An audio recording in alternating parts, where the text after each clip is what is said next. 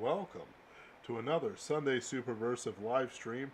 I am your host, Benjamin Wheeler, and today I'm joined by Anthony Marchetta once again to discuss nostalgia and video games. How are you doing today, Anthony? Well, as you know, I've never had a bad day in my life, and today is no different. Oh ho, ho ho ho, ho ho ho ho ho. Yeah, things are better than they should be. But, it's one of those things. I've never been one of those guys. It's like, come on, dude, you could be in the middle of Africa right now. It's like, yeah, I could, but I think I'd have a different set of morals and understandings. I might not even appreciate the fact that I'm in the middle of Africa right now. I don't know. You know, different standards. Go away. Go away. I'm not eating my broccoli. You can't make me. How Nothing about that. What I can tell you, though, is that I got good things coming on the horizon, so I'm in a pretty good place right now, honestly. Yep. Mind you, if you were to talk to me, you would still think that I was, like, I don't know, uh, some sort of gloomy spirit haunting the world, but in reality, things are actually pretty good. Yep. One of the things that kind of brought this up is the subject for today up is that I was going through some old um, just video game stuff, and I was watching a video on Hexen by Civi11, who is a video game reviewer of retro and boomer shooters, um, which I enjoy. He has a certain way about him that lets me just watch him without thinking. I can do other things at the same time. You know what I mean? And I it, get you. and it kind of like I never really watched Heresy. I mean, played Heresy. Didn't really think I played Heretic 2 for a bit, but I do not know these games. it's fun. They were from the mid '90s. Um, I guarantee you that some of the Gen Ys running around know what they are. They're Doom clones, basically. Ah, okay. Yeah, that makes sense. So to me, there's a pretty big difference between like the retro craze and the boomer shooter craze that's coming back. The retro craze, things like Lick Spear and Hyper Light Drifter and stuff like that, rely more on musical choices and art styles than they do musical choices and art styles rather than any particular ancient mechanic. Unlike boomer shooters like Doom and which one should I play? I have a few actually. I'll play Viscera Fest. And things like Viscera Fest, which try to do their own thing on it. Like, I've never really been nostalgic for Final Fantasy and turn based strategy, partially because I never got any of those. So, you know, I you know, mean, in terms of what I was nostalgic about, I'm younger than you, so the era of games I just grew don't up say in. Fortnite. Don't say Fortnite. Don't say No, no, Fortnite. I've Whew, Fortnite, no interest in Fortnite. That's whew. actually a little bit after, the prime nostalgia years. I mean, I'm going to annoy some of our regular listeners when I say this, but I gotta say it because it's honest. The prime nostalgia games are the Sly Cooper franchise, which apparently I used to talk about too much, according to some of our viewers, and the Pokemon franchise, which is somehow still not only going strong, but is selling better than it ever has before, and is coming out with a new game in a week, which we will be streaming. Cough, cough, cough. Yeah, we will. Providing content and stuff. I am a generous channel provider thing. What am So yeah, like I will say this though, like recently, I've been really, really into the Ace Attorney games, and like I only just got into them last year, like late last year, so very recently. And I had a blast with them. They're tons and tons of fun. I highly recommend them. Um, they are heavily flawed, but they also are wildly original in that basically the only things that give you the type of gameplay that Ace Attorney gives you are things that are aping Ace Attorney specifically. They really did pretty much create a genre of courtroom mystery solving. And great, but I was not nostalgic for Ace Attorney at all. I had never played it. I had never had any interest in it. I had never even looked at the franchise. Megabuster Shepherd says hello, everyone. Hello to Megabuster Shepherd. I think Well, you hello. were the one who complained I talked about Sly Cooper too much. But whatever. He just needs to make a video about it so he can get it all out of the system. I am going to make a video about it sometime, but one day. But anyway, in terms of the Ace Attorney franchise, it's kind of interesting because I played the original Phoenix Wright trilogy. So the reason I had gotten interested in it was that I'm a huge Sherlock Holmes fan. And there is an Ace Attorney game, which I've played since, by the way, and is excellent. The Great Ace Attorney Chronicles, that has Sherlock Holmes in the game. And I was like, oh, that actually looks like it could be fun. So I looked up the franchise, and there are 2 games available on the Switch. The Great Ace Attorney Chronicles for $40, and the original Ace Attorney trilogy, all 3 of the original games remastered for the Switch for $30. So I ended up getting that because it was a little bit cheaper and I didn't really know anything about the franchise yet, and 3 games is a great deal. And I was shocked by how much I loved it. The Ace Attorney games, especially the original trilogy, has its problems. The main problem being that the investigation segments are incredibly boring, and this was not solved, at least to my knowledge, until they made it to Great Ace Attorney. In the original trilogy, the investigation segments, the parts where you're not in court, is what I'm referring to, are very, very boring, and I don't care about them, and I tend to use a walkthrough to get through them as quickly as possible. It's just at that point, it's just a fairly lame adventure game. The courtroom segments, I mean, not every case is a winner. You get, the fans will tell you Turnabout Big Top is disaster. But the courtroom segments are a blast. They're super high octane and fun, have an incredible soundtrack. Characters are great. The stories are absolutely bonkers, and they don't really make any sense, in terms of representing any sort of real legal system.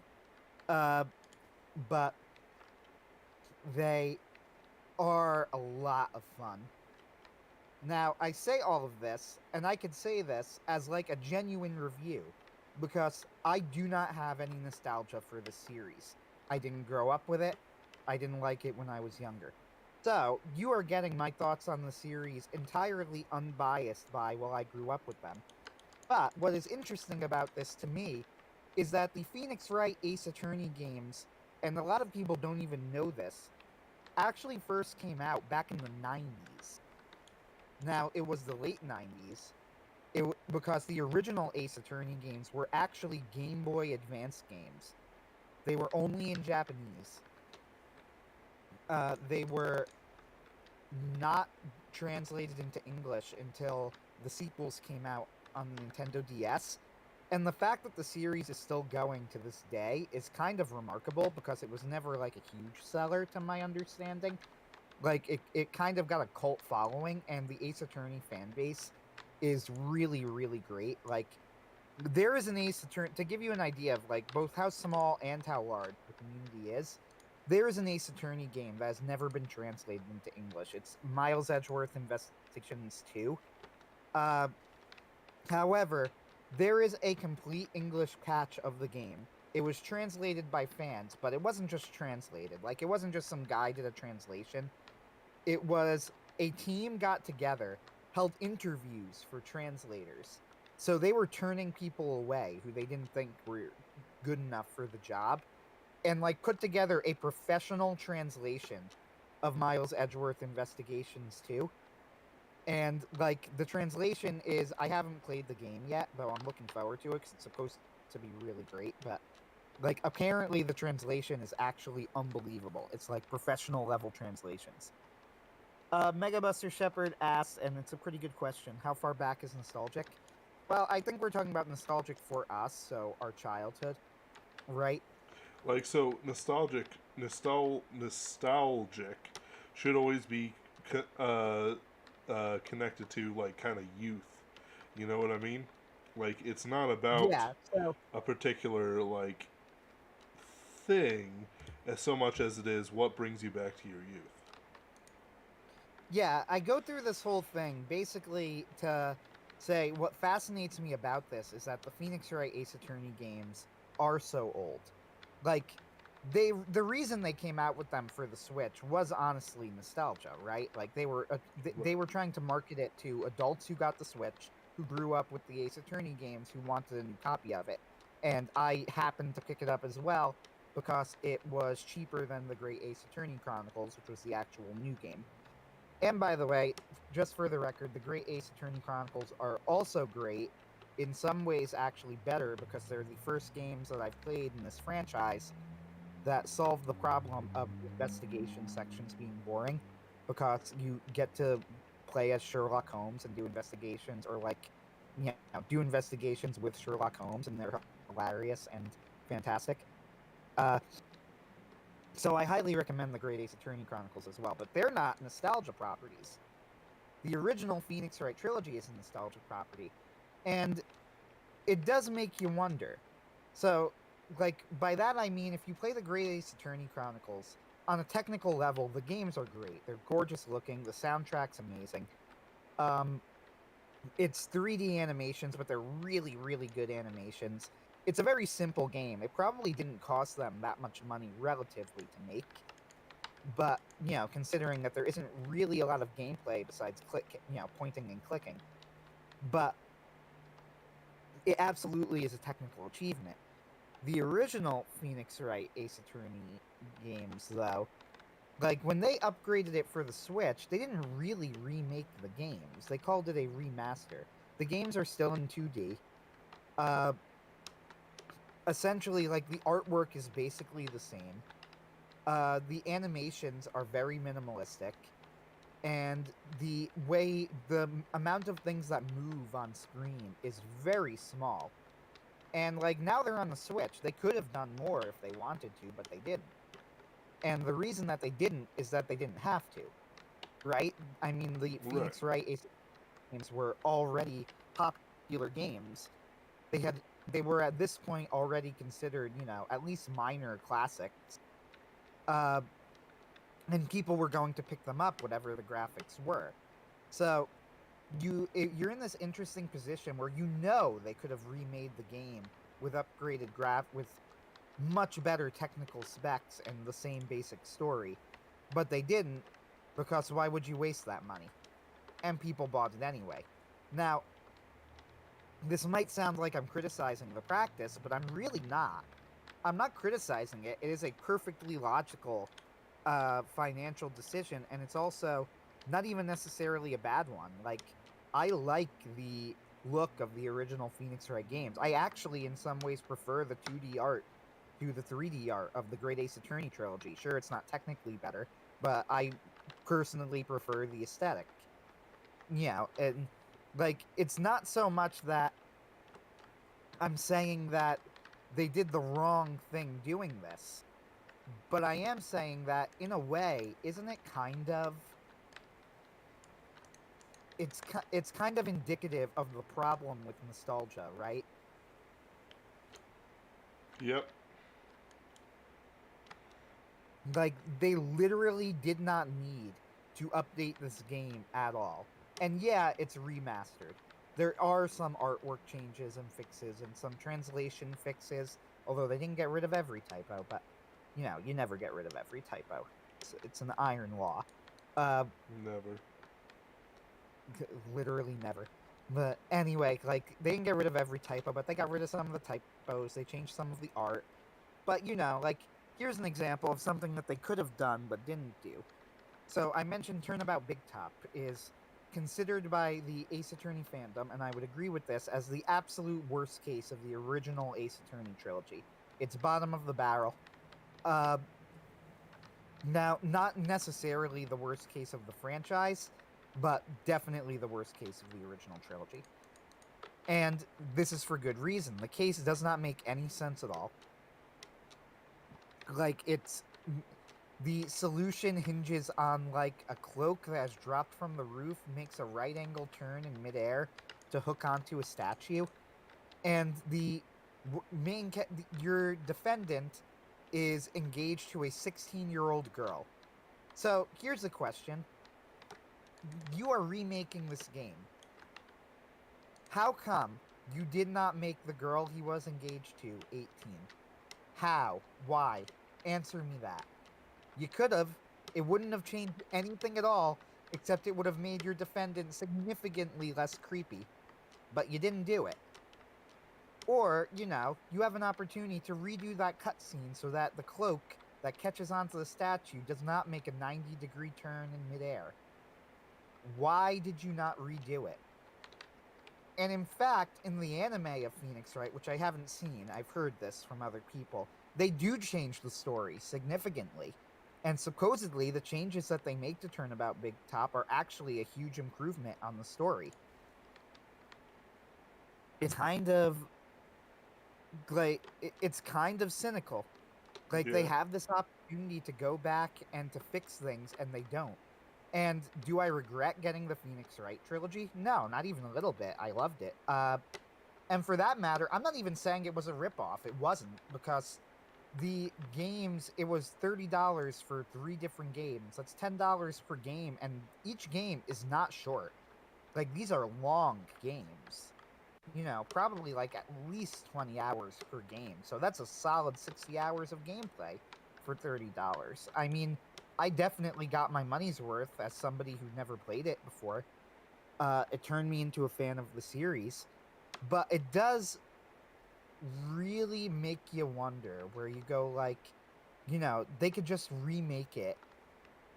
They could just put it out again, knowing that it has these flaws and not doing anything about them, confident that people will pick it up. It makes you think for a moment. Gets your noggin jogging. Yeah. I'm not saying it was the wrong move to make, because, they're a business. But it makes you wonder. I don't know. Do you have any thoughts on this whole phenomenon? A lot of people are, so it's a balance of, changing things versus not changing things. What will the fan base, accept and not accept? Well, the answer is that the fan base is going to complain no matter what you do. Therefore, you should always try to improve your product. By the way, hello, Carl. We'll see each other soon. And then how far back is nostalgic? So for him, it would be the Sega Genesis. Yeah, I never played any Sega games. I think I visited somebody and played his Sega Dreamcast once. I don't know. How do I want to put it? I'm just going to save right next to my old save point. How about that? So when it comes to, changing it over, some nerd is going to say, well, in the Akiba Prefecture, the age of consent for marriage is 16. And of course they hide it in some flowery language with some, whatever they want. But the truth is So, that I'm going to throw out there, that? I'm sorry, but that's really funny to me, because the games are very obviously set in Japan. Yes. Very obviously. Yes. But in the game, they insist that they are in America. And, it's so dumb. Yep. And of course they don't really correct anything. Right, but they don't really correct anything. The joke is that eat your come to the traditional American kotatsu, Miles. Eat the traditional American hamburgers, and they're clearly eating. Yeah, the joke is that Maya is a fan of ramen in Japan, and she is a fan of hamburgers, despite the fact that she dresses like, a Japanese mystic, because that's what she is. But she's obsessed with hamburgers. So the joke in Let's Plays is that people who will read that line when she talks about hamburgers will go, "Come on, Nick, let's go out and get hamburgers at our favorite hamburger place." But keep going, I'm sorry. Right. So, there's a certain amount of mores that get transferred on from nostalgia property to nostalgia property. But in the end, while we are no friend or fan of wokeness, the plot won't change by doing little things like aging up a character. Sure, the spirit of it is that he's a creepy man or whatever, or something about it's creepy and But it's it's harder not. to defend He's him. supposed to be the defendant. It's so weird. Yes, the defendant, Mr. Innocent. Um, You Miss. laugh, but there's one of the witnesses in the first case. His name Saw It. So for me, with what I look for in these properties, isn't really a feeling of nostalgia. I have very little nostalgia for my actual childhood. It was miserable. It was horrible. It was constant suffering. But it never got so far as to give me a drug problem or anything else. So if you're talking about pure nostalgia, it's like, I still have all the books of my childhood. I still keep copies of the video games of my childhood, the important ones, on floppy disks. But in reality, Commander Keen, Cosmo, all that stuff really hits me. But the thing about them, and I think there's a kind of a big difference with this stuff from Japanese stuff, is that they're often just kind of abandoned, right? Nobody's making Cosmo sequels anymore. Nobody's really doing anything with Commander Keen. They try. Sometimes they bring them back, and it was like a stupid mobile game or something, and it was like Keen and his sister because sure, why not? Uh, And Phoenix Wright's connection with its history is kind of fascinating because, they seem to really not know, like, they don't know what to do about their own history. It's kind of odd. Like, Shu Takumi, the original creator, made all of what are considered the best games in the series, the original trilogy, with the exception of Miles Edgeworth Investigations. But he made the original trilogy, he made the Great Ace Attorney Chronicles, and he was the writer of Professor Layton versus Phoenix Wright. But he famously would not write any sequels to the original game, and he hasn't. Like, he wrote prequels that were set in the Victorian era, and he wrote a non-canon spin-off, but he never wrote any. He claimed that the original trilogy ended with the trilogy. And I'm playing currently Apollo Justice Ace Attorney, which is the sequel to the third Phoenix Wright game, is not by Shu Takumi. And it's really fascinating because you could tell, if you look at the development of the game, they originally didn't want Phoenix to be in the game at all, which I think might have been a good idea. But in the game as written, and in the game that we got, Phoenix plays a huge role in the game, to the point that the first case in the game isn't even really an Apollo Justice case. They even reference it in game. It's kind of odd. I don't think they know what to do with their own history. right. They're very worried about it. They don't want to they don't want to abandon it. They're terrified, I think, of just letting it go. And just saying, Yeah. well, we can't have a Phoenix Wright game without Phoenix Wright. But at the same time, all of the best games since then, the Great Ace Attorney Chronicles, did not have Phoenix in it, so, But yeah, it's funny you mentioned that about Japanese properties, because it just made me think of that. Because this is, after all, the Ace Attorney games are Japanese. Yep.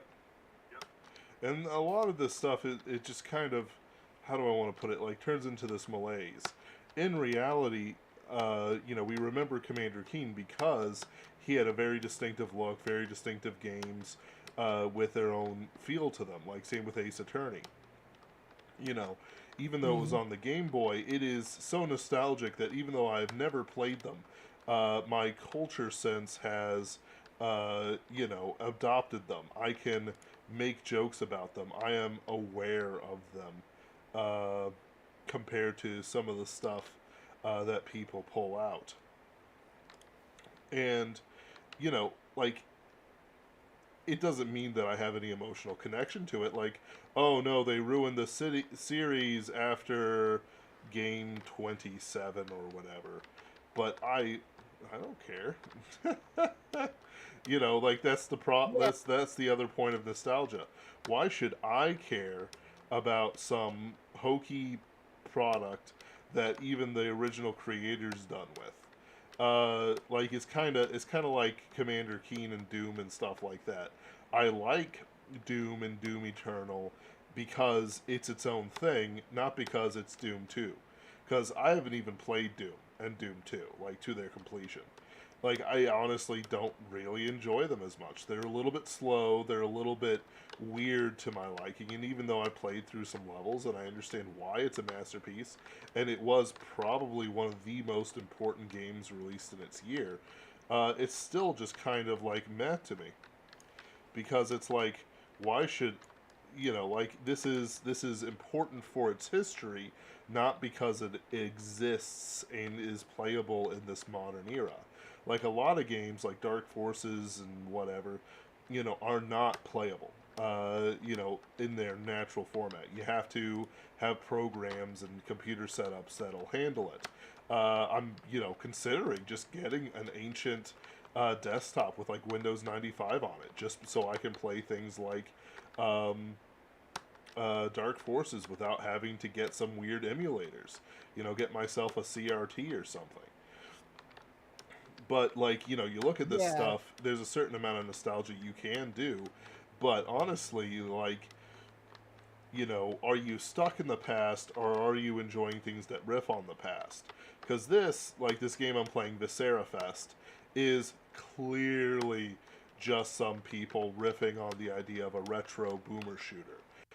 It's Doom, except, the protagonist talks and she's delightfully psychotic, and there's all this different stuff to it that just kind of like makes it a lot of fun. Like you kill the enemies and they eat their hearts to get health, and other things like that. It's great, but the thing is that it's also just kind of not like anything that came in the past at all. Like it is its own thing. It is so much its own thing that it bleeds, ideas and just like differences in culture from back then at every opportunity. It's great. It's great. It's enjoyable. It's a lot of fun. But to call this like purely dependent on nostalgia, I don't know. I think I'd call that a mistake. Like the boomer shooter wave. Uh, look at me. I can press all the toilets, and can I spin it? No. Can I do anything with this? No. Okay. You can look at me interacting with the environment. Can't really do that with Doom. Heck, some of this stuff doesn't even have proper mouse look. But I can't play these games without mouse look. I need mouse look. It's how I play the game. And I really just dislike playing it without mouse look. You don't understand how much I hated, Anthony, to not be able to use the mouse look in the game I'm I playing. get you. Like, and I've played games that require mouse look, that have non-mouse look in them, like Dark Forces. The original one doesn't really have mouse look. You have to page up and page down to look up and down to shoot at the stormtroopers shooting down at you from the ledge. Because yeah, they do that. They do that, and they had mice. They had the technology. Are we going to retro our way all the way back to that, or are we going to be smart about it and um, handle the technology we're given? I don't know. I think nobody really gets it like they should. Let's see here. Yeah, I'm just looking at the comments. Bradford Walker showed up. Hey, Bradford. The best way to play Doom is with WADs, and Wads. that's a healthy attitude, like Sonic or WADs. I don't know what that is. So. That's a healthy attitude, like Sonic or Pokemon. Just enjoy the good and ignore the bad. Yeah. So, here's what I'll say about nostalgia specifically. I am. Trying to think of how to put this exactly. I am very suspicious of nostalgia, like very suspicious, Yeah. and that includes my own nostalgia. Like I am constantly looking at stuff from my childhood and trying to figure out was it actually good or not. Right? This includes Right. the games that I played. So, in terms of one of the reasons I keep bringing up Sly Cooper is that I do constantly go back to it, but I constantly go back to it with a critical eye. And honestly, my conclusion of the original Sly Cooper trilogy is that it is a really, really great series. Like, way better than it gets credit for. Alternatively, you look at something like Pokemon, and I could play and replay the original Pokemon games, but of course, the Generation 1 Pokemon games are an absolute mess of a franchise, right? Right. Like, they are totally buggy. Now, granted, it is true that that era in video game history, specifically for Game Boy games, a lot of buggy games were coming out, and they actually included a ton of content on that cartridge, and that's one of the reasons that the games are so buggy. Like, I think it was what's his name, Josh Strife Hayes, who has a great channel on MMOs and another great channel where he reviews classic games. He pointed out that the amount of actual content on like a Game Boy cartridge where the original Pokemon games were played was like 1 kilobyte of content, which is an insanely low number. Like, I think he pointed out, he goes, "You see this image of Charizard on the screen? This is more data than is in the Game Boy Pokemon games. The fact that they managed to include like that much content in the game is actually insane." But Yeah. here's the thing, like you should still be able to recognize that the battle system in Generation 1 is just utterly broken, right? Like, it doesn't make any sense, and I mean, you'll have to explain it to me it because I had fun with it. Like, and I don't know what counts as broken for this. Like compared to, like the weird breeding, the eugenics oh yeah. program. So if you really want me to explain it, like there's just so much. But Oh my goodness. all right, so here's an Thank example. you, Uh, Gromfurter Anthony, telling us why we should use Ditto to further the Pokemon. I'm the kidding. Pokemon Master Race. Right, exactly. Of other Dittos with perfect EVs. It's just Dittos Yeah, all the way actually, down. if you're breeding, you should use if you're breeding Pokemon, you should use Ditto. What? No, we're talking Generation 1. There is no breeding. That's true. That reminds me of a piece of fan art I saw. That's one of the funniest pieces of fan art I ever saw, where Yeah. it became a thing that you would leave your Ditto you would just leave the Ditto at the breeder. So it just showed like it was just a piece of fan art where a Pokemon walked in and she looked all disgusted, and you see a Ditto like lounge on a bed in its underwear, going, "I'll show you all the forms of love," and Ooh. it was actually extremely funny to me. But whatever. Uh, we're talking Gen 1. There's no breeding in Gen 1, Ben. Oh. Come on, I get with the actually program. really enjoyed Silver, and I felt that the battle system in Silver is exactly what it needed to be. Oh, the Generation 2 Pokemon games are up there with the greatest sequels of all time because of how much they improved the formula. Note though that I could tell you all of this and explain why, because I have thoroughly like looked into this. Because again, I am suspicious of nostalgia. So I can like explain to you why the Generation 2 Pokemon games are actually brilliant and fantastic, and some of the greatest sequels ever made in terms of how much they improved on the formula of their original generation. But the Generation 1 games, here's a great example. The move Focus Energy in Generation 1. So, Focus Energy is still a move in the games, I believe. I'm not sure, it might not even be in Generation 8, but it's been in most generations. And what it does is, after you use the move, it gives you an increased chance of critical hits. Now, sounds great, right? Nothing wrong That with doesn't that. sound like an attack. I know, like, shouldn't Pokemon be hitting other Pokemon? Isn't that Right. what an attack? No. Like No. Sandstorm? Who needs that? Exactly. No, but it's interesting. Like, My Blastoise that's has what 4 focused Hydro energy is Pumps. supposed to do. Yeah, right. That's what focused energy is supposed to do. Except it doesn't do that. In Generation 1, focus energy halves your critical hit rate, not doubles, halves. There are other problems too. For example, critical hit. became a fixed 6% chance on every move after Generation 1, except for certain specific moves with higher critical hit rates. However, in Generation 1, critical hit percentage was actually related to your speed. This means that if you had a fast Pokemon and then you taught it a move with a high critical hit rate, like Razor Leaf or Slash, you would get a critical hit rate of roughly 100%. So every move would be a critical hit, which made these moves insanely broken. Except that they weren't as broken as you'd think they were. Because in Generation 1 and Generation 1 only, if you used the move to buff your attack, that move would not apply to critical hits.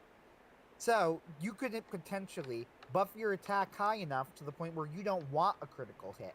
But certain moves are almost guaranteed critical hits, so they are now weaker because you've buffed yourself with a buff move. And there's even more than that. It's like a fractal. It goes all the way down and breaks more and more. My absolute personal favorite is the ghost glitch. So they make a big deal in the games, that ghost types are strong against psychic types, right? There is an episode even in anime that is spent on this.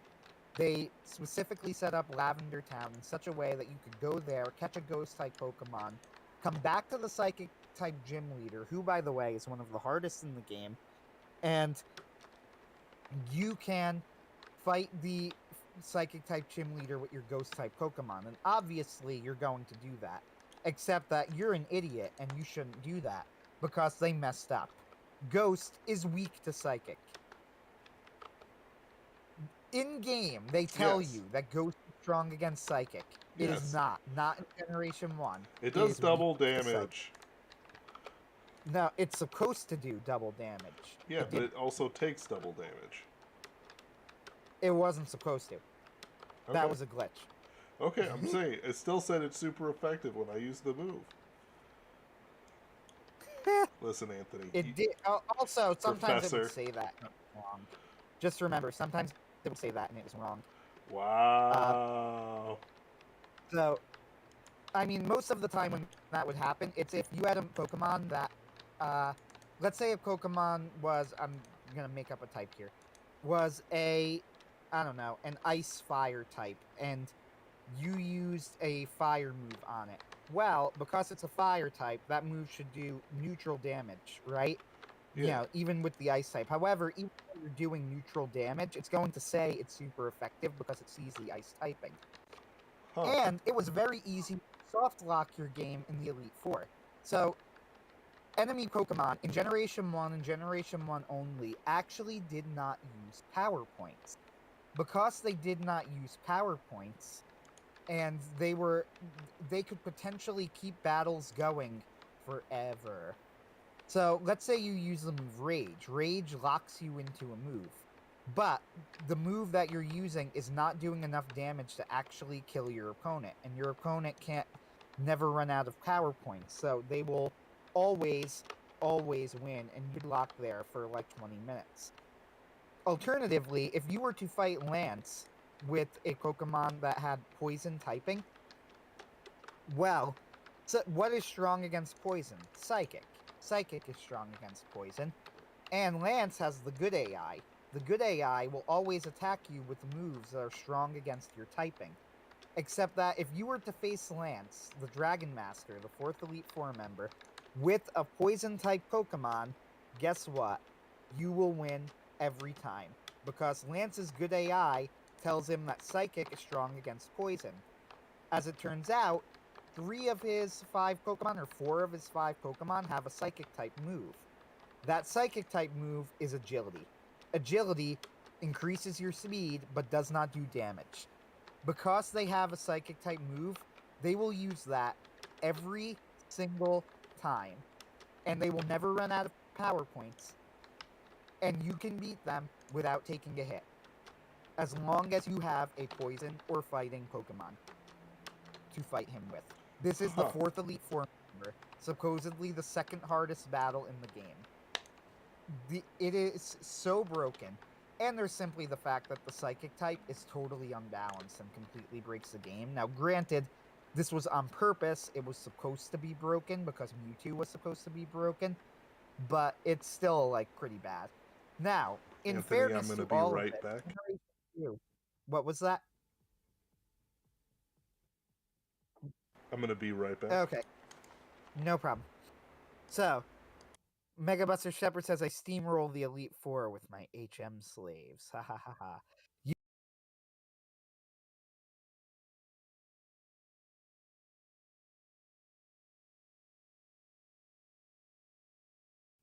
could steamroll Lance because he's always going to use his psychic move against you, agility, and he will never attack you. Now, here's the fun part of all of this. Pokemon Yellow actually noticed several of these issues, specifically the Lorelei soft locks, of which there were a few, and this issue with Lance, and it actually did some work to fix this, though not entirely. They even noticed the soft lock in terms of getting into the Safari Zone. If you ran out of money before going into the Safari Zone and you were such a dumb little kid that you couldn't even catch a Meowth to teach Payday to get through the Safari Zone, then technically you could soft lock your game right there because you need to buy a ticket to the Safari Zone to advance in the game. Pokemon Yellow actually fixes this by adding a little bug fix where if you're completely out of money, they'll let you into the Safari Zone anyway, so you could continue the game. So my mic, sorry, Megabuster Shepard, my mic cutting out. Unfortunately, there is nothing that I could really do about that. This is a brand new mic. I bought it. It's $50, which is expensive for me because I'm still poor. I even changed the settings on Discord to try and fix it. This is the best you're gonna get for probably like another month and a half. Hopefully by then, be in a little bit better economic situation, and I could upgrade the computer. But yeah, Megabuster Shepard says I found Ruby and Sapphire more broken, to be honest. Yes and no. Ruby and Sapphire do have their own issues. Specifically, I feel like that they probably really intended to do a physical special split in Generation 3.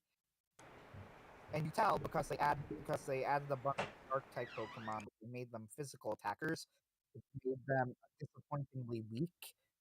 Uh, in terms of their abilities as well, like in Generation 3, they finally started adding some really interesting abilities to the game that for Pokemon. In fact, Generation 3 is when they introduced abilities, period. Yeah, Generation 3, they introduced abilities to Pokemon, and they started adding some really interesting abilities to the game, except that Generation 3 was notorious for not explaining abilities at all. Like, the ability Mold Breaker gets the text breaks the mold, and that is all you are told about Mold Breaker. Now, as it turns out, Mold Breaker is actually a great ability, because it means that other abilities that Pokemon would use against you do not work.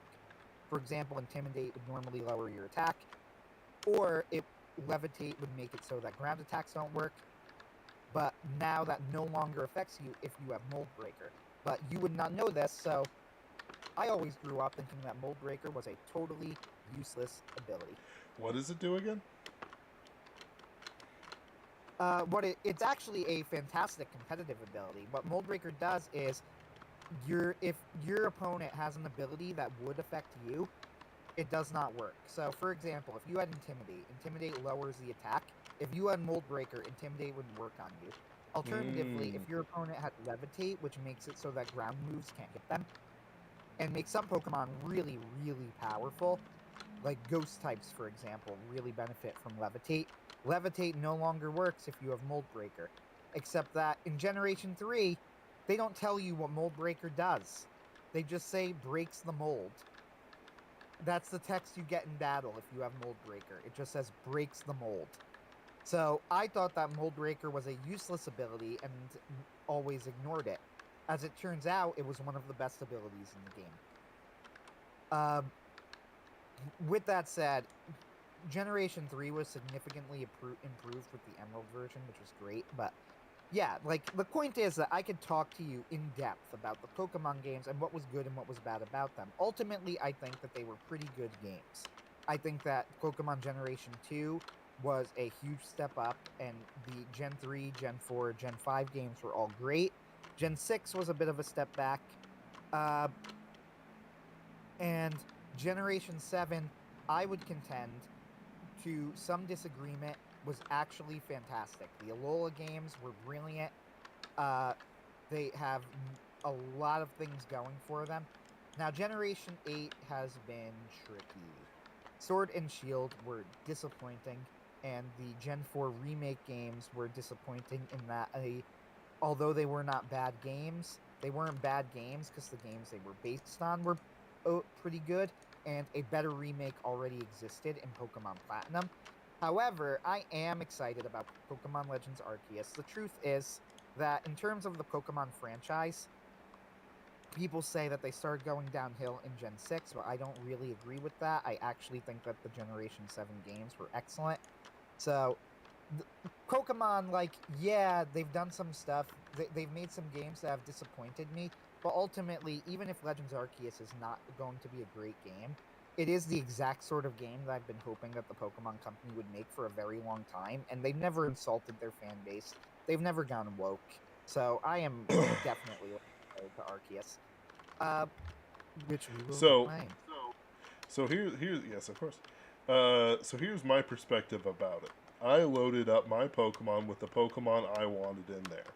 I then proceeded to do no actual checking of their stats, except to say, ooh, these numbers are bigger than the other numbers.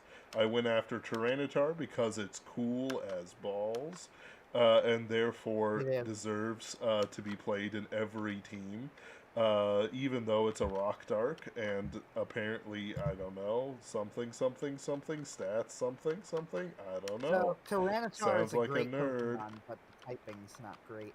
Oh, you see that? See that? But point is that I like it. I usually had As a well you lineup. should. I usually had a lineup of the water type Pokemon as a starter. Then I do remember my Gen 2 lineup. It was for Alligator, the Electro Sheep thing. Um, Ampharos. Thank you. Uh, Tyranitar. Uh, Not counting HM slaves. Uh, Right. Obviously. Not Gengar, Haunter, or some other ghost type that was pretty The only cool. other ghost type would have been Mischievous. I think it was a Haunter then. Usually I would get a Haunter. And then I would usually have anything like the red Gyarados, not Alakazam, Kadabra, or just some random one I've decided to use. I hated Sudowoodo. I didn't really like Snorlax or any of the other ones like that. But yeah, I would basically run a mostly Gen 1 lineup with some Gen 2s in there. Like half Gen 1, half Gen 2, just because I like them. I like Haunter. I like me Haunter. I like me Kadabra. Simple as. And of course, I would never look at any of their HM stats or their stats in general. I never cared. I never traded. I never bothered with anything. I got the. If you're playing the main game, then the stat you can win with any Pokemon, which they've pretty much proven. Like if with Pokemon challenges becoming their own cottage industry, they have basically proven at this point that you could win the game with any Pokemon, let alone multiple Pokemon. Okay. But point is that I had a specific amount that I did not think about, using 4 attack moves with no moves that affect the Pokemon in any way, shape, or form, because that is unnecessary if I can beat them to death with my own 2 Pokemon hands, being, of course, the average 10-year-old who plays this game. Yes. Uh, I adore Gen 2. It's a fantastic series of games. However, Gen 2 is infamous for having a very low level curve. The reason for this is that they were still in the mindset of Generation 1, which had this thing where in the mid-game you could technically battle like the middle 4 gyms in any order. Well, that's you pretty cool, sort of though. could do that as well. What was that? Yeah, but like I don't really view that as any sort of problem or anything like that. Like that's just kind of No, cool. I'm not saying. What I'm explaining is in Gen 2, they sort of allow you to do that as well, except that in Gen 2, there is a much more obvious path and that most people are going to take. The result of this is because they want you to be able to, because they did this in Gen 1, battle these gyms in every order, there is no real level curve between like the 4th and 7th gym. So they're all at a similar level, which means that the level curve in Generation 2 is weirdly very low. Like, lower, and once you get to Kanto too, like, you're battling Pokemon that are still in the 40s, which at this point you have beaten the Elite Four, so that is extremely low until you reach the final gym leader, who is this massive jump in difficulty, and then you reach Red, who is another massive jump in difficulty. This is a holdover. After Generation 2, they stopped making the games, any type of open world and just kind of made them more linear. And that people tend to think of linear as a bad thing. I do not. I think it's a design choice, and I think it was probably the right one. And I think it was because of what happened in Gen 2. They didn't want to make the levels too unbalanced. So as a result, it made the level curve feel really low and kind of easy. Huh. Mr. Shepard says, I long for the day I'm able to run a straight evolution team. Yes. King. I got an invincibility thing, but I got no one to use it on, so I'm just hoping that it sticks around. And it did. But I don't want So, going back to the original topic, which was nostalgia in video games, in terms of the Pokemon series, one of the reasons that I could talk with so much detail about the series is because, as somebody who grew up with it and was playing the games again, I want to make sure that I was not bamboozled, right? How good were the games actually? Were they really worth a damn, or did I just like them because I was a dumb kid? It's mostly a bit of... It's obviously a bit of both, I should say, but I think that they were mostly pretty good. Up until Generation 6 is not that great. Gen 7 was great. Fight me on that one. However, I was an adult at the time Gen 7 came out, so I don't actually have nostalgia for it. I just genuinely really like the Generation 7 games. But in terms of nostalgia in games, it's something that I'm very, very careful of. Sly Cooper series is another one, but there are other games that I loved growing up that I can now recognize were absolute trash. So the main example here that I can think of is I used to play 2 different sports games, MLB 2004 and NFL 2K2. And both of those games were very simplistic, very basic, and terrible, and they were like the only sports games I played besides NBA Street. Now, NBA Street is a great game, and I also played that growing up, but my point is that I can recognize the games that I enjoyed, and I even still sometimes enjoy playing if I'm in the mood, are not actually that good.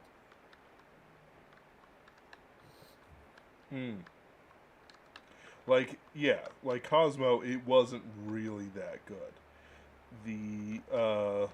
A whole bunch of other games just kind of like aren't really that good.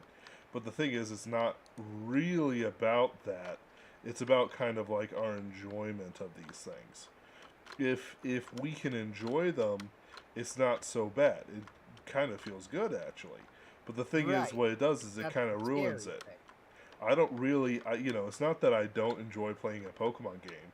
It's that I kind of like, do I really need to play a Pokemon game? The answer is, actually kind of no. No, I don't. Right, and that's totally understandable. I mean, like, I'm not going to tell people, oh man, you gotta get the new Pokemon game. No, I like them, I'll get it because I like them. But, like, it shouldn't be I'm not going to encourage people to do it. They are kids' games, first and foremost, although I do think that Legends Arceus that's coming out is definitely a game for the long-term fans who have been begging for a game of this style for years. But even so, like, it's still a kid's game. Like, make no mistake.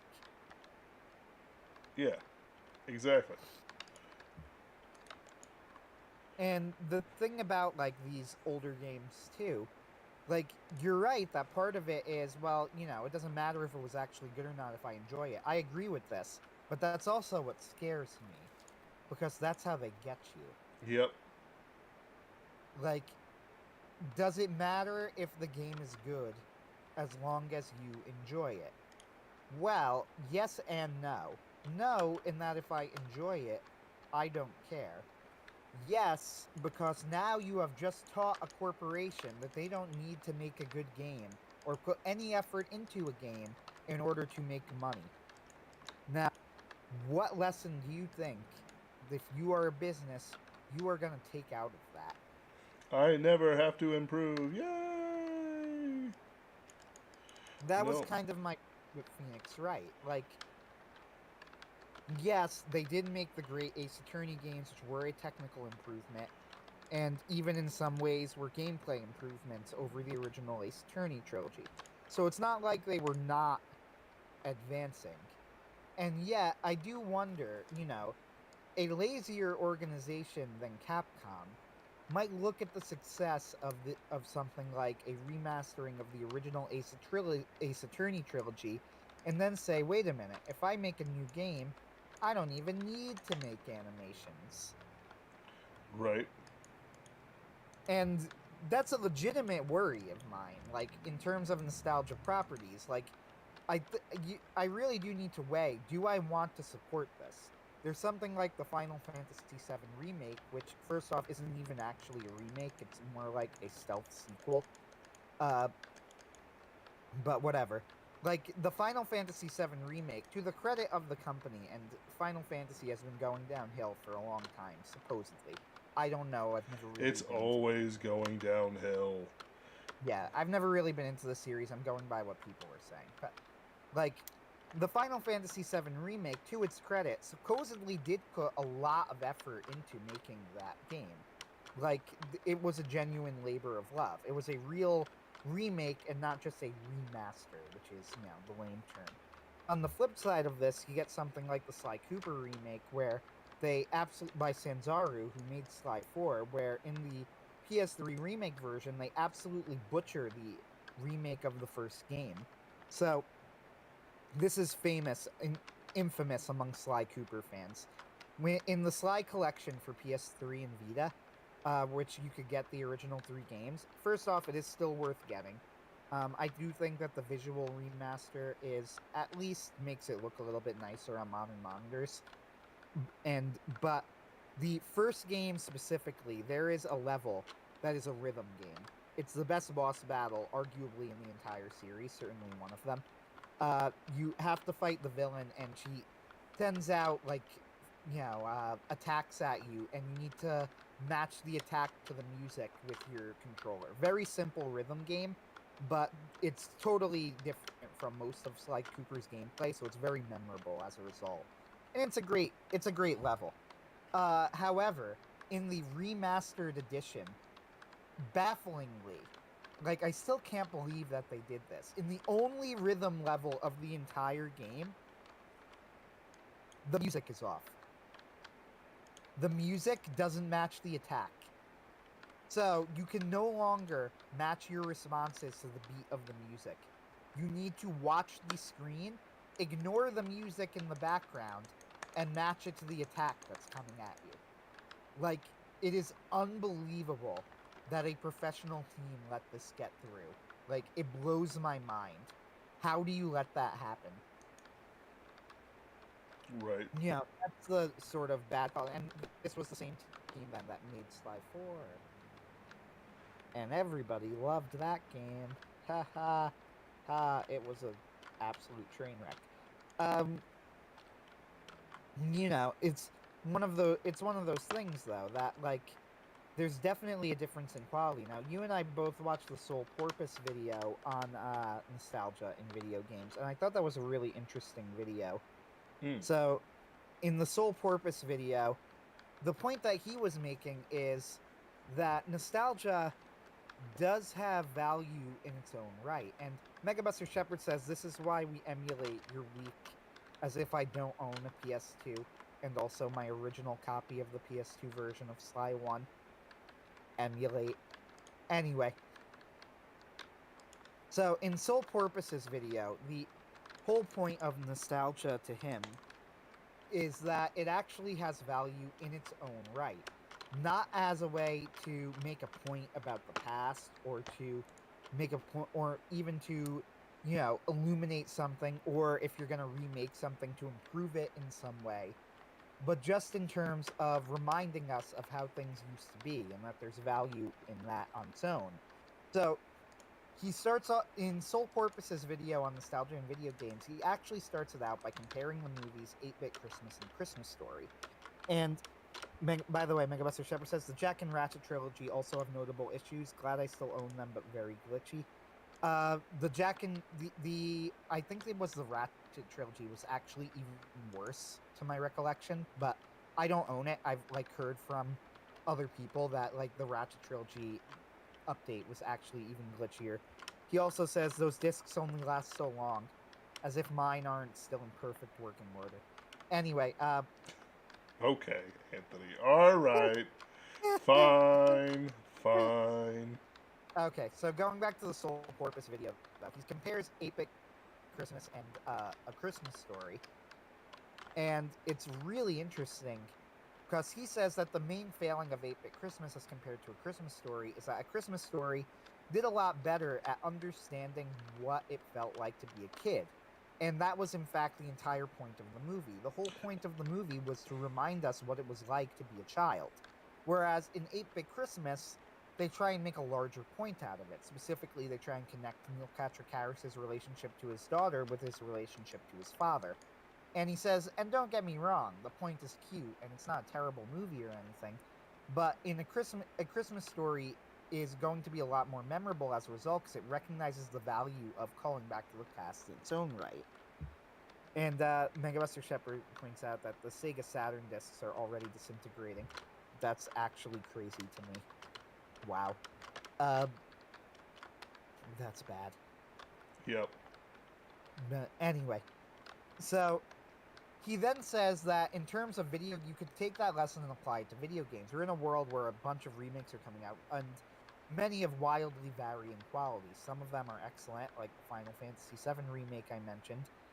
Some of them are terrible, like the remasters of the Sly Cooper and Jak and Daxter and Ratchet and Clank trilogies, right? And to be fair, I don't think that the Sly Cooper remaster is really terrible. I think it's mostly good. Just that one mistake is so blatant and so bad, it blows my mind that a professional team let that through. With that said, also, the other big thing is that Sly 3, because it's now on remastered disc, you lose the 3D levels. Where you get those red and blue glasses that used to come with the box, and you could put them on, and it would pop out of the screen in 3D, and now they don't have that anymore. It totally kills the vibe. Megabuster Shepard says there's some slowdown in the Ratchet trilogy in certain areas, but on the other hand, cutscenes in the Jack trilogy, sometimes everyone's faces disappear. Ooh, that's bad. That's bad. Anyway, so his point was that we're getting these remakes of varying quality, but he said, I wonder if we're missing the point of nostalgia, that people are looking at nostalgia and saying, what can it do for me? What messages can it give me? What can you change from the original? When sometimes the main value in nostalgia is actually just giving us that experience of what it was like to be from that time. So he uses the game What Remains of Edith Finch, which I've never heard of until he mentioned it, as his example of nostalgia done well. And the game What Remains of Edith Finch is a walking simulator where you go through somebody's house, and I believe your grandmother, who had recently died, and as you explore the various objects, it takes you back into the memories of how those people died. And it's a fascinating idea for a game. I think that I do approve of the concept, but his point was that he thought this was in some ways the best use of nostalgia as a storytelling device, because instead of using it as a way of fixing our past, giving this grand remaster, or of even just reminding us of our past, just saying, hey, remember Think? Don't you like Think? Buy it. It's doing it to show us the value of that past, saying that there is value in its own way. There is just value in looking at how something used to be done and enjoying it for that thing. That there is value in nostalgia just in itself. it was an interesting perspective, but I do wonder, like, I'm not sure how much I agreed with him, because the flip side of this is, what does that even mean when it comes to a remake? What remains of Edith Finch wasn't a remake, it was a new game. So in that sense, it actually wasn't nostalgic at all, it was entirely new. The nostalgia comes from that sense that you get when you're playing the game, but it's ultimately still giving you a new experience. If I'm going to be going back to an old experience, I guess my question is that, well, I agree with him that there is value to nostalgia in its own right. Why would I not just pick up my original copy of Sly Cooper? I could do that. I still own the PS2. I still own my original copy of Sly Cooper. Why would I spend money on a remake that makes the game actively worse? And I guess that's why I'm really skeptical of nostalgia. Now, the other thing, too, is that there are these supposedly classic games and franchises that you realize in retrospect just aren't that good. For example, the Assassin's Creed games. They're not good. I enjoyed them. Okay, I'm being a little bit harsh on them. However, I'm going to put it to you this way. The gameplay of Sly Cooper and the gameplay of Assassin's Creed are actually strikingly similar. And when you compare the two, it's actually uncanny when you realize that Sly Cooper does basically everything that Assassin's Creed does, only better. I don't know. I've never played it. I don't have any nostalgia for it. Like I get what you're saying. I do.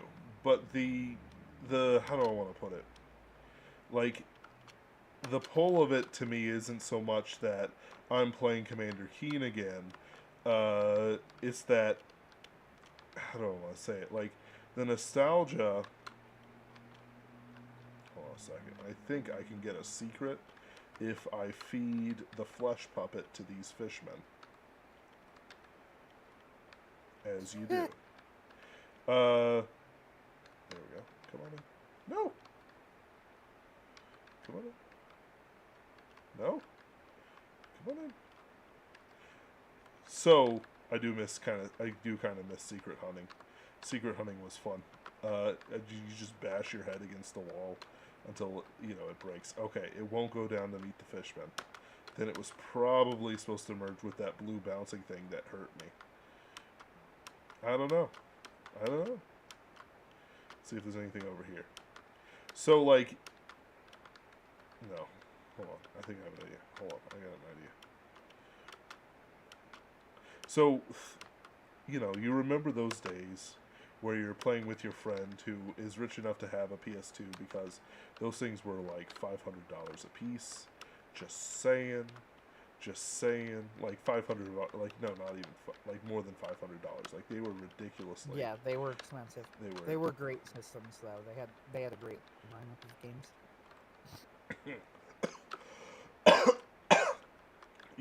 And so on and so forth, and your friend's like, wait, I can do the trick. I can do the Tony Hawk Pro Skater 2 trick. And then he tries multiple times, fails, and you call him a noob and a loser. Just let me use the PS2, and I can, PS2 controller, and I can, do this, something. Yeah, that stuff just kind of isn't going to happen anymore. Instead, it's all Call of Duty lobbies. Where you don't get to see your friend's face when he says the N-word. And I don't know. But let's see here. I know there's secrets. This is a game of secrets. But I know that these things, are past. I accept that. I accept that Commander Keen was actually, even though it is a pretty good platformer, is actually just merely a product of its time. That Doom was treated very well by its Doom 2016 and Doom Eternal. That these boomer shooters are fun, not because of anything that not because of anything inherent to the boomer shooter genre as it was way back when it was the hot new thing that Senate committee hearings were made over, but because it's just Doom. It's fun, you know. Like it's not what it used to be. It's something else. It's something of its own, and I appreciate that quite a bit. I do. I do. But I know that it's like I'm playing this game partially so that people can have something fun to look at, but also because I personally enjoy it, not because I'm like, oh yeah, you know that you know Doom on the whatever, which I never had on my computer. So here's a funny story. There was once this church technology fair that was cringe. It was horribly cringe. It was bad. It was just so bad, like you wouldn't believe. And they're like, we'll have computer games. Come on in, kiddies. And it was just Microsoft Paint with some, like, Bible things on it. It was like, wow. I hate you. This is cringe before I knew what cringe was. Makes me sad. Made me sad. Because I was stuck there for 3 hours. Yeah, that's the story. That's it. I was stuck for 3 hours in a thing that was really just meant for adults, but they were trying to get kids in because they had video games, and it was just Microsoft Paint. It was great. That's pretty funny. You have to, yeah, I know, right? So in terms of nostalgia games too, there are two others that come from my high school years, and they are Portal 2 and even college years actually. Portal 2 and Left 4 Dead 2. Because I would stay up like till 2 a.m. playing them with my best friend, and you know, Portal 2 and Left 4 Dead 2 are two of the great co-op games ever made. The thing is, though, that both of those games I have picked up since then, and I have played without my friends since then, and the games are still good. However, it's certainly not the same as those memories of staying up late and playing with my buddy online. You know, you can't bring those times back, right? Yep. But at the same time, like, I don't go back and go, man, what a disappointment. You know, like, these games aren't good. No, actually, Left 4 Dead 2 and Portal 2 are legitimately just great in their own right. Yeah, you can play them again and again. Yeah, exactly. I don't need the nostalgia to make the games fun. They're just fun. And that was one of the reasons that you really see the genius of Left 4 Dead 2 when, like, Back 4 Blood came out, and Back 4 Blood was just very boring. And whereas Left 4 Dead 2 was incredibly memorable. So, I'm going to try and explain what I mean when I talk about, like, how is Sly Cooper the same game as Assassin's Creed? First, did you know that Sly 3 had a pirate level? So, when Assassin's Creed 4 did the pirate level, Sly Cooper even did that first. It was fun, really though. fun. I enjoyed that part. Like, I actually stopped playing the normal game just to play the pirate stuff, and I actually bought the Oh yeah, everybody agrees. Even though I've always tried to get into the Assassin's Creed game, and I'm always disappointed. But like everybody agrees, the pirate levels in Assassin's Creed are good. I just find it funny that, like, as I'm about to begin my spiel, like, Sly Cooper even did a pirate level first. Wow. And it was like the same thing where you sail around. I haven't played Sly Cooper. I know, but we're discussing nostalgia in games, so we're doing this. So here's my example. Here's what I hate about Assassin's Creed: the freaking cutscenes at the beginning, where you start off in the modern world. The framing device of Assassin's Creed is terrible, and I hate it. It ruins the pacing of the game. The story is not good.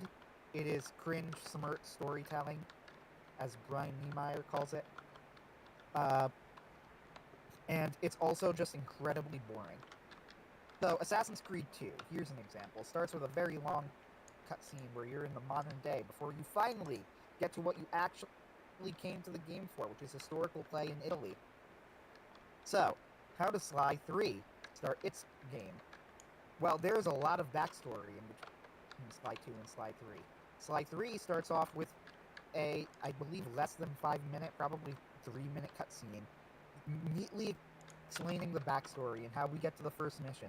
And then you do a quick tutorial level to remind you of what the mechanics are that nobody even liked, but was still not long.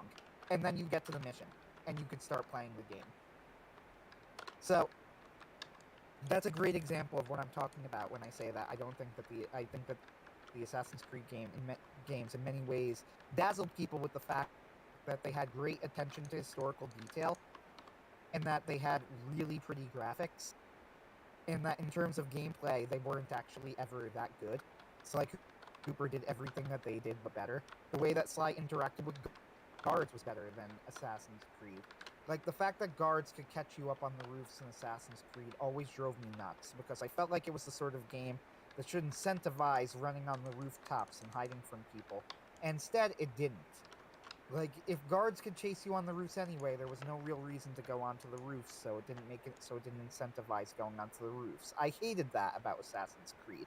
But I would always play these games. I would get the new one, I would play it for hours, and then this slow disappointment would set in as I realized that the games were never as good as they looked. They always looked great, and they were never that good. It drove me nuts. So, now I'm here, I go to the store, there's Assassin's Creed Odyssey, and it's on sale for $20, and I am resisting the urge to get it, because I know that it looks amazing, and I will not like it. Well, I eventually got it when it was on sale for like $5. I forget where I found it, I don't know. I might have gotten a gift card, so that, like, shoved the price down to $5. And the exact same thing happened. I started playing it, played it for several hours, and then slow disappointment crept in when I realized it looked pretty, the attention to historical detail was really fun and cool, and the game just was not that good. Drives me nuts. I have never liked Assassin's Creed. End rant. Okay, fine. And it was a good rant. It was a Ben-worthy rant. So here's so my nostalgia, quote unquote, has two marks. Before I got a decent laptop, and after I got a gaming laptop. After my first job that wasn't just me being a busboy at a restaurant run by Italians, as they do. Uh, I bought a very powerful gaming laptop. So there's like pre the gaming laptop, which is actually pretty low tier kind of games. Uh, I mostly played like Jedi Outcast because I had a Dell Inspiron way back when they could still actually make laptops. Um, cleaned up by my dad and stuff like that. And basically, it was just kind of like whatever I could play on the machine, and then I would buy things on sale. So when I was a kid, during that time, I would have um, games like Commander Keen, which is a pretty good platformer. I would have a bunch of random DOS games.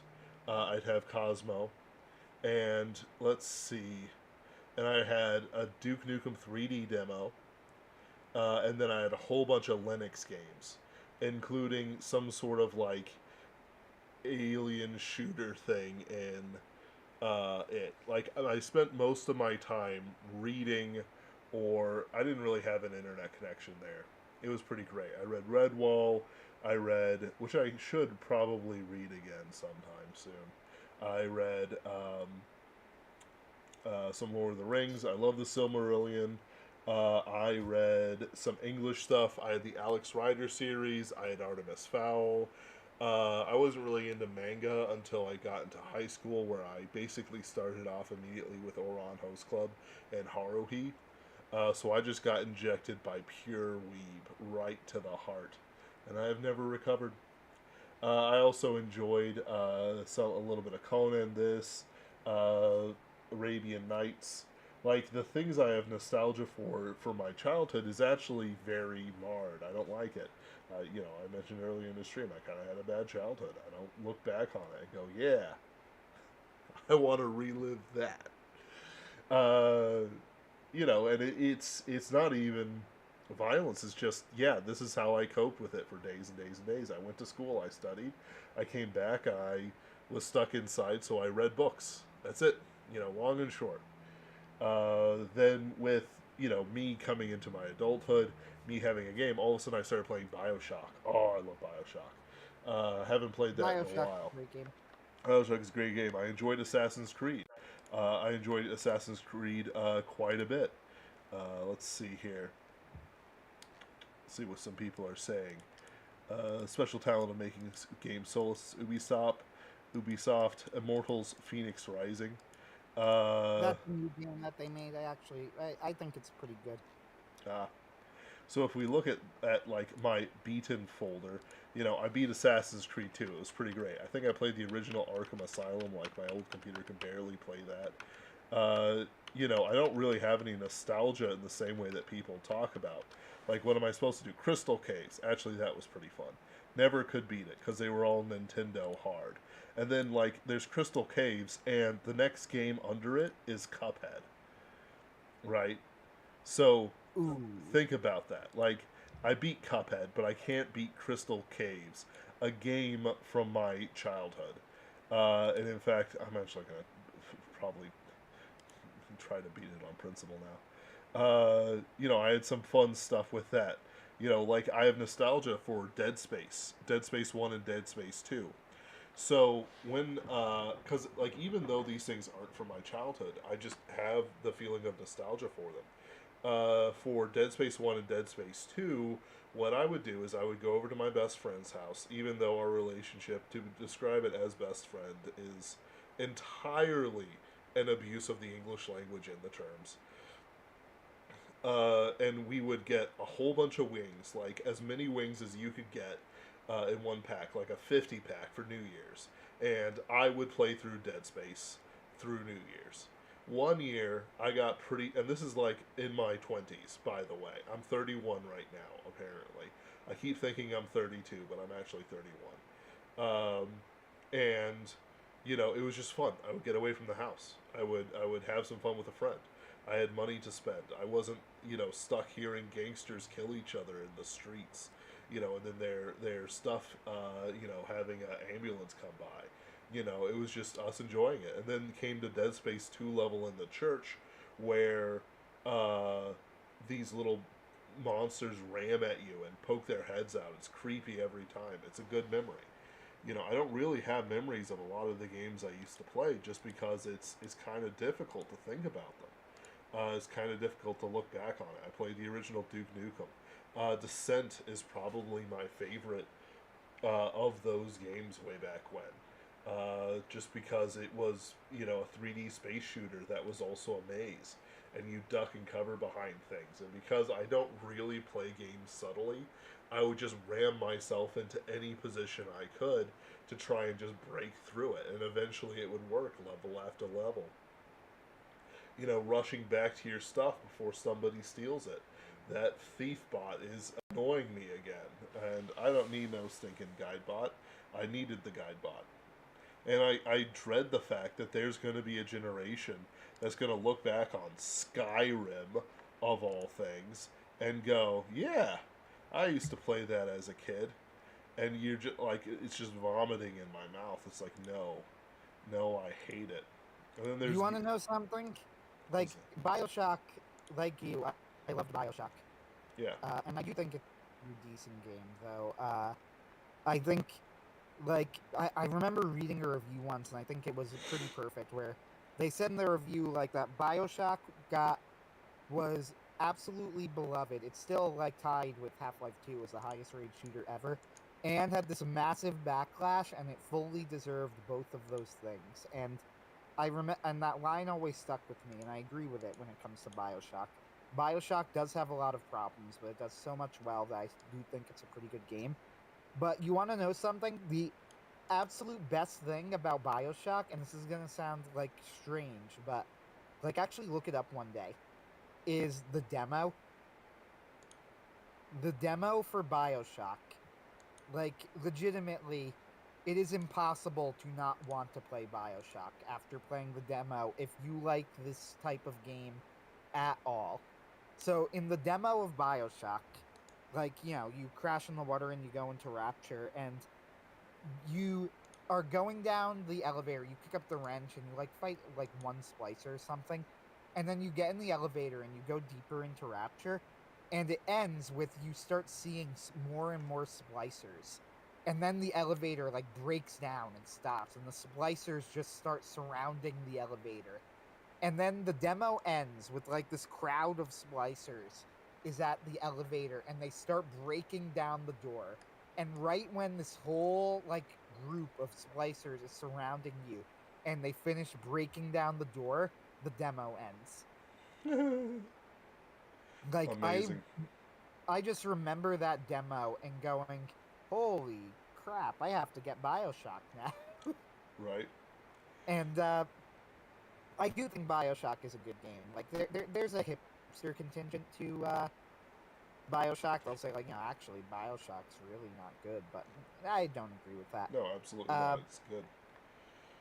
Yeah, but Bioshock's a good game. The final boss fight is pretty bad, I will admit. Yeah. However, like, the Big Daddy fights are great. Using plasmids makes you feel like a badass, and Rapture is amazing. Yeah. Like, I remember talking to, I think Daddy Warpig said, he thought that Rapture actually felt like kind of a playground, like too much of a video gamey playground, and I totally disagree with that. That's honestly sounds like one of those hipster takes that you get later when you want to show everybody that you only like the old games. Bioshock's too new, because, like, I can't imagine anybody going through Bioshock and thinking that Rapture didn't feel like a real place. It really did. They did a fantastic job with it. Like, I'm not going to defend that take.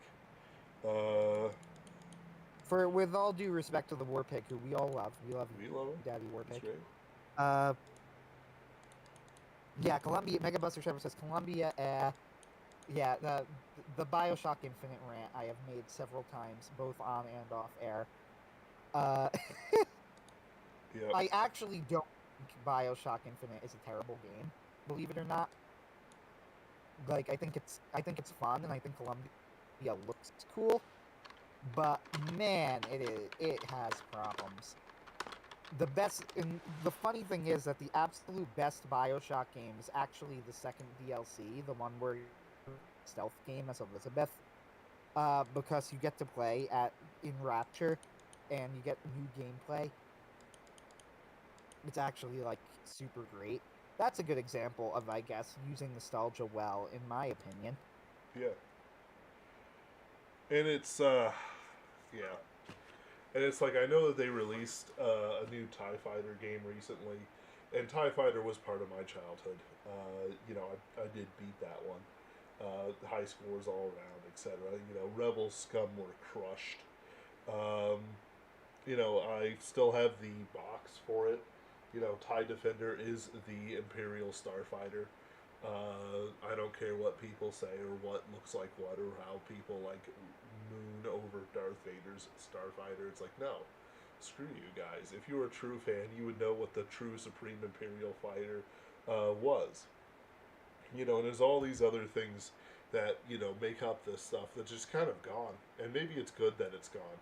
Maybe it's good that there's bad Star Wars games and bad Star Wars books running around, even if we have to listen to the existence of Chuck Wendig. Jedi Fallen Order is another example of this. I kind of would buy it if it was $10, but honestly, I think it's kind of stupid.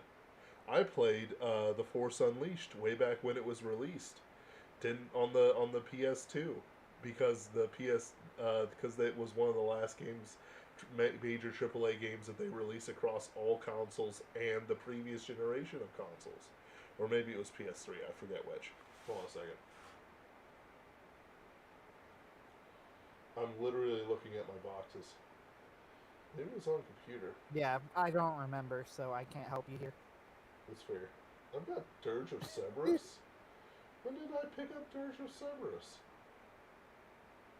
Oh yeah, no, I got the PS2 version of The Force Unleashed. Um, so what I do is I collect, and I feel secure in my collection. But our PS3 died, so I can't really play the PS3 games. I've got the orange box on it, so I can play Team Fortress 2 whenever I want. I love Team Fortress 2. I played that a whole bunch on my old computer. Old computer. So, and I played Mario, and I played Legend of Zelda, and that was a lot of fun. It was great fun. I played this SNES, I played the NES, I played this N64, and so on and so forth. Went out, bought Majora's Mask, with all of my Christmas money. It was $20. That was a lot back then. And, all these other things that kind of just get into it. This nostalgia stuff could interfere with the stuff I'm doing today. I could just sort of like get absorbed into the past. I could, just sort of let things ride off, let things be as they are or whatever. I could never improve myself. I could never, seek out new things, or I could only seek out new things that scratch an itch rather than it being a distraction like it is. I could, be just consumed by it. A lot of what I am is just kind of overcoming the old stuff that holds me down, and I think that's kind of a very Gen Y kind of story. The trap, the nostalgia trap, which we've been talking about without actually naming, but that is a trap, is that are you actually improving yourself towards a new dawn with new ideas, new IPs, new whatever, consume more new things, and maybe, just maybe, you'll actually start consuming self improvement. Um, Consume a shower. Shower in a ball. Um, when they learn how to compress water, I guarantee you there's going to be some sort of Manscaped shower ball thing. But whatever. I'm not. It's so weird. It's weird. Anyway, but what am I going to do with it? Am I going to break out like a floppy drive, actually build the Windows 95 machine, and play that stuff? No, no. I still have some CDs I like listening to from my past. That's pretty great. But it's like, why get stuck on this stuff? We've got things to do. I've got a Pinkerton's Ghost to write. I've got other things to do so that we can publish Pinkerton's Ghosts. Get the case files out there. I could reread the old books, but also I could look for new books to read. Certain genres are to me pretty solved. I never really want to read another cyberpunk book unless it's written by William Gibson or Neil Stephenson. Screw all the other ones, they're Matrix knockoffs, okay? Not really, but, some things definitely are. Or they're knockoffs of Neuromancer or Snow Crash. Then you have things like, steampunk. There's a bit more variety to steampunk. I could write a decent steampunk, pulp adventure style, but really, Bone Shaker, Dreadnought are the only ones I want to read, and they're half diesel punk anyway. When it comes to mecha, there's very few I actually want to read, and I could reread Combat Exceed all day, but in reality, I'm kind of happy he's pushed on, even if I really don't care as much for the mechs as I do for the original set with the Dolphs and everything like that, because I'm a Dolph stan. I think once Gen Y, well, I'll say it like this: I don't think Gen Y will ever really get out of the nostalgia trap of their own free will, and I think they're kind of just going to be stuck with it forever. Fortunately, it means a whole bunch of old media will be preserved because of their monomanias. But at the same time, it's like, I don't know. I just feel weird about the whole generation thing. I feel weird about my generation and what I can do.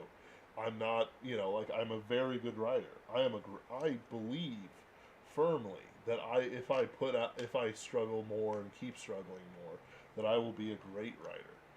But I have to do that struggle, and that's a lot harder than being nostalgic and playing the same video games all over again. The only reason I played Viscera Fest is because it had a new level out that I want to play around in. But the second this is over, I'm going to get some Taco Bell, come back here, and format a whole bunch of stories so I can turn it into an EPUB that I can give to somebody to hopefully get us published. Not that there's a contract or anything like that. So it's like, I don't want to mention it, but at the same time, published. Et cetera, et cetera. Like, he goes on, it goes deeper.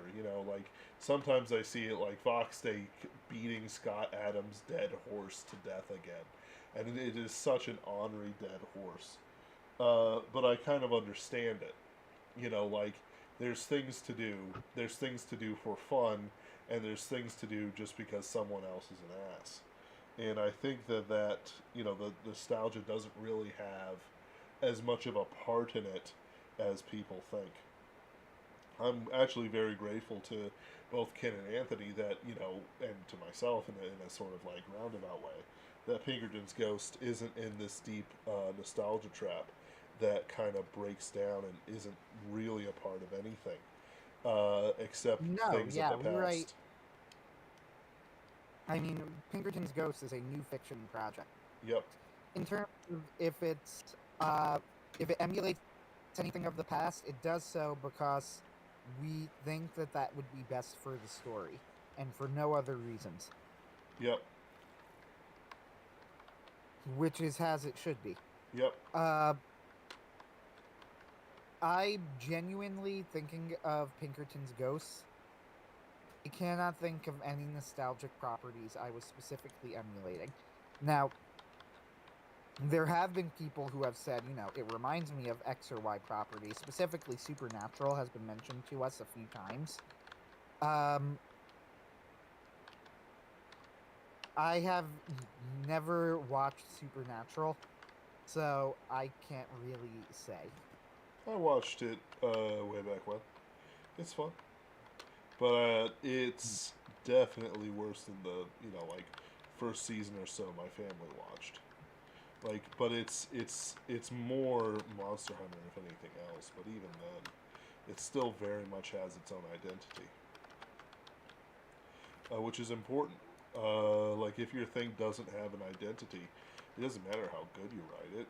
It's not slop. I wouldn't call it slop, but I wouldn't call it special either. Like, I wouldn't want to waste any time on it on a rainy Sunday afternoon reading this. Like, it's just, yeah. Oh well. Yeah. As far as the whole question of nostalgia in video games goes, I guess.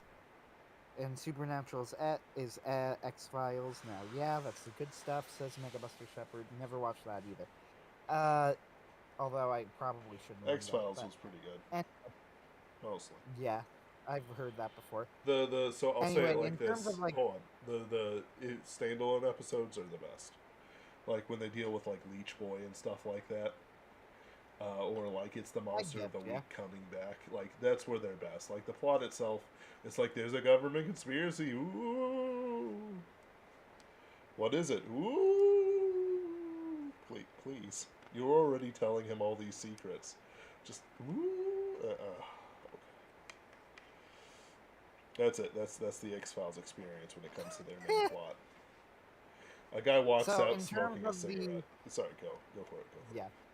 In terms of the nostalgia in video games question again, I guess the answer then is that it's the same nostalgia trap that hits all other media and that we need to break out of. So, you mentioned that Gen Y has this trap. The millennials have, which I am, have their own problems. Now, I have nothing but contempt for my own generation, but a lot of pity for them as well. I'm being slightly tongue-in-cheek here, obviously, as a millennial, and there are many millennials among the Superversives who I am friends with and who I know. I mean, we're all generalizing here, right? Right. With that said, the Gen Y vice is an attachment to nostalgia and to the past and an inability to want to accept reality as it is. Well, the millennial vices, of course, are well known and talked about often. And they are an inability to take criticism, an inability to deal with hardship, a specific sort of sloth, and a specific sort of sloth and laziness that is rooted in the fact that millennials have no anchor and don't know anything about their roots or what to do. They're very self-absorbed because they have nothing else, because there's nothing else there for millennials to absorb, if that makes any sense. I don't know if it does or not. Yep. I guess what I'm trying to say is they're very different. Millennials don't have an issue with nostalgia because millennials have nothing to be nostalgic for. Not really. We were born in the era where a lot of the stuff that was being made, while it was good, we were already starting to get these remakes and things. You know, as many people have pointed out, you could trace the fashion trends of the 80s to the modern day, and if somebody from the 80s were to come to the modern day, they would think that everybody was dressed normally, and if somebody here were to be sent back to the 80s, we would think that everyone was dressed normally. Fashion hasn't changed. It's very, very weird. And Gen Y came in that era when everything started to stick. The millennials came after that era. And there is some hope that the Zoomers might be waking up, but I am not optimistic.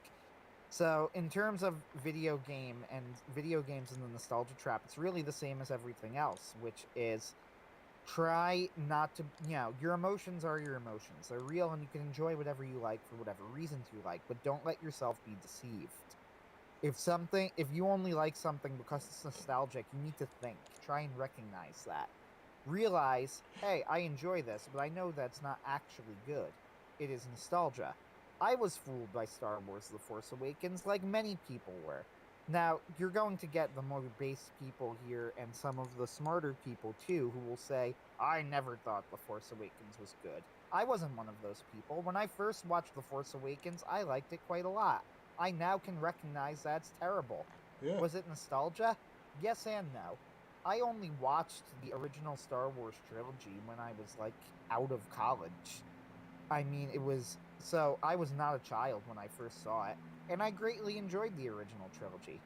The remake trilogy, though, was definitely all the virtues of it were just the virtues of the original trilogy. It had no virtues of its own, and specifically of the original Star Wars. And that is what fooled me. It was seeing, the original trilogy, but newer and flashier. And now I can realize it's terrible. That's the thing that scares me about nostalgia, and that's what they were doing. They were weaponizing our nostalgia. Now, more fool me for being tricked by it, and I don't really have any excuses there. But that's one of the things, that's why you need to be aware of why you like something. Why is it good? Why is it not good? Do you like this because it's actually good, or do you like this because it's old and you were a child and have good memories associated with it? Now, I'm not saying that you necessarily do. Again, I defended several old games in this discussion. The Pokemon series, I think, was generally pretty good for most of its run. The Sly Cooper series, I think, was actually brilliant. Left 4 Dead 2 and Portal 2, I think, hold up as excellent games in their own right, despite the fact that they played a role in my life where I have good memories associated with them. Bioshock, I think, is a very good game, despite the fact that I grew up with Bioshock, and, I played it again at a time that was relatively formative in my life. But the key here is that I was able to stop and think and decide on my own, was it actually good or not? I don't just take it as fact, and I don't just take things that mention them as automatically good. If something has the Pokemon name, something has the Sly Cooper name, something has the Bioshock name, it's not going to be good just by virtue of that fact, and you can't let corporations trick you. This is the reason that I'm afraid for the Justified reboot. So, on one hand, this has a better chance of other reboots. So, the show Justified, which was my absolute favorite live-action show when I was a teenager, and in college, actually, after that, when I was in college. When I was in college, it was the first live-action show I ever really fell in love with. I love Justified, and now they are rebooting it. Sort of. It's like a sequel. Like a mini-series sequel. Now, on one hand, they're getting back the original writing team and the original actor who played Raylan, the main character. And they're basing it off of another Elmore Leonard book. So for these reasons, it does have the potential to be good. But on the other hand, I cannot avoid the fact that Justified ended. It came to a definitive ending. A good ending, by the way. The final episode of Justified was quite good. I felt like I saw a complete story. This sequel does not need to exist, but yet it's going to exist. I'm not going to, you know, I know that I'm going to be excited about it. I am excited about it, but at the same time, I recognize that one of the reasons I'm excited is that I love the original Justified. That does not make this new show any good. That's what you need to be worried about. That's what you need to always be watching. And that's why we can't let these skin suits that take our childhood properties and wokeify them and ruin them and then count on our hard-earned dollars because we have fond memories of the original. Weaponized nostalgia is dangerous. It's one of the reasons I'm willing to give these new Pokemon games a chance. Sure, I don't like them as much. I don't like some of the business decisions that they made or whatever, but they didn't betray their audience. They didn't betray their original concept. You know, they don't hate the consumer. They just made games that I didn't like as much. And that happens. Not everything can be a winner. They're going to need to do a lot more to convince me that they're never going to, that they're not capable of doing anything good again. Yep. Megabuster Shepard says, say no to Skinwalker Media. That's all I really have to say on the subject. Do you have anything else to add, Ben? Nah. Make new IPs or enjoy the ones that are pretty good. Be sure to support the creators you love. You can support us different ways. Subscribe Star and Sweet Unauthorized, because we have our own subscription unauthorized. Yay! And so on and so forth. We do. We do, and I'm going to put some links in there just because, you have to be shills, because I need money if I'm going to make more product. Because I don't have any Satanists backing me, I'm just kind of like up a creek without a paddle. We are always grateful to your fans, and we're not saying that we're going to quit if we don't, or anything stupid like that, but helping us will increase our ability to be productive, as well as maintain a certain level of quality that the skin suits, I guarantee you, will not be able to match in any way, shape, or form. But check out those links. If you're not on unauthorized, please, please, please get on unauthorized, even if you don't support us directly. We love you anyway. Thank you, Anthony, for joining us. Next week, I will be off doing something else, but I will be here to set up for Anthony, and he can talk about whatever his heart desires, which is funny. I've got ideas. He's got ideas. Well, you guys have a good one.